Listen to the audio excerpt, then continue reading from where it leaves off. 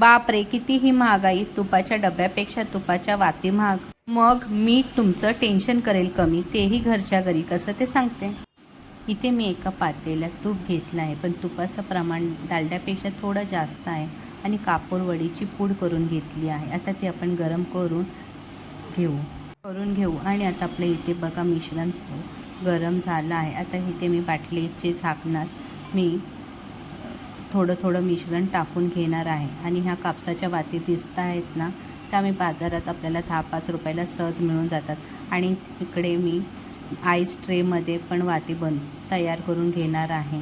आता ह्या ज्या आईस ट्रेमध्ये मी थोडं थोडं तूपचं मिश्रण टाकून ह्याला 10 मिनटं फ्रीजमध्ये ठेवून देणार आहे. बघा आपल्या वाती कशा घरच्या घरी तयार झाल्या की नाही.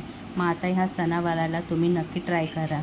आणि जाता जाता माझ्या चॅनलला लाईक आणि शेअर सबस्क्राईब करायला विसरू नका.